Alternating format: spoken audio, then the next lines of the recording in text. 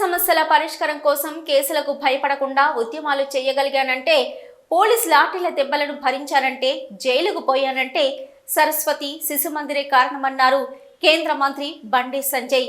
శిశు మందిరంలో చదువుకోవడం వల్లే ఈరోజు నేను ఈ స్థాయిలో ఉన్నానని గర్వంగా చెప్తానన్నారు. మదర్సాలకు, మిషనరీ సంస్థలు నడిపే స్కూళ్లకు పెద్ద ఎత్తున నిధులు, జీతాలిస్తున్న పాలకులు, సంస్థలు మతం ముద్ర వేసి సరస్వతి శిశు మందిరకు నిధులివ్వకుండా నిర్లక్ష్యం చేస్తున్నారని ఆవేదన వ్యక్తం చేశారు. దేశభక్తి, మన సంస్కృతి, సాంప్రదాయాలను కొనసాగిస్తున్న ఏకైక విద్యా సంస్థ శిశు మందిర్ మాత్రమేనని, ఇలాంటి పాఠశాలలను ప్రోత్సహించవలసిన అవసరం సమాజంలో మనందరిపైన ఉందన్నారు.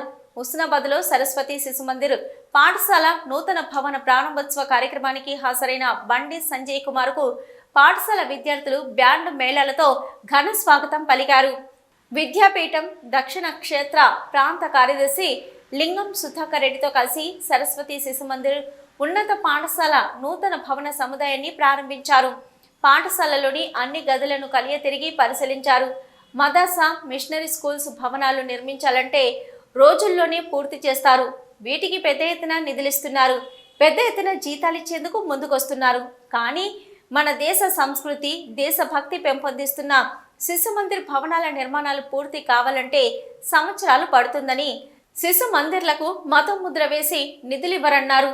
ఇతర పాఠశాలల్లో భరతనాట్యం బంద్ అయింది, కూచిపూడి అడ్రస్ కోల్పోయింది, బ్రేకు, షేకు డ్యాన్సులకే పరిమితమవుతున్నారు.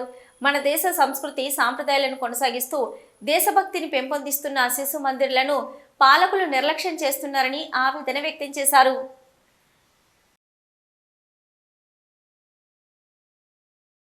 ఈ సరస్వతి శిశు మందిర్ విద్యా సంస్థలు నేర్చుకోవడానికి ఆ దేశం, ధర్మం, సమాజం, సంస్కారం అనేటువంటి ఒక ఆలోచనతో ముందుకు వస్తాయి. కాబట్టి ఈరోజు ఎంపీనైనా ఇవాళ ఇంగ్లీష్ మీడియం పాఠశాలలు ప్రారంభించినప్పుడు కూడా శిశు మందిరాలు కల్చర్కు విరుద్ధంగా పోతలేవు. ఇప్పుడు కూడా ఆ ఇంగ్లీష్ మీడియం పాఠశాలలు కూడా ఈ దేశము, ఈ ధర్మం, ఈ దేశం యొక్క సంస్కృతి, సనాతన ధర్మాన్ని గురించి కాపాడడానికి, రాబోయేతలకు అందించడానికే శిశు మందిరాలు పనిచేస్తున్నాయి. వేరే ఏ పాఠశాలలో ఛత్రపతి శివాజీ మహారాజ్ కూడా చెప్పరు. శిశు మందిరాలు లేకుంటే ఈ దేశంలో విద్యా సంస్థలు, విద్యా వ్యవస్థ పూర్తిగా నిర్వీర్యమే పరిస్థితి. ఇవాళ ప్రభుత్వ శిశు మందిరాలు ఉన్నత స్థాయికి పోవాల్సిన అవసరం ఉన్నది. ఇంకా దీన్ని అభివృద్ధి చేయాల్సిన అవసరం ఉంది.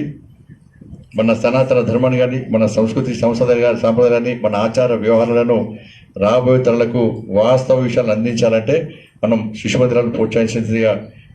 కష్ట సుఖములలోన కలిసి మెలసుంటుంటే బ్రతుకు సుఖమయ్యేనురా, బంగారు కలలన్నీ పండేనురా, ఈ భూమి బిడ్డలం హిందువులమందరం.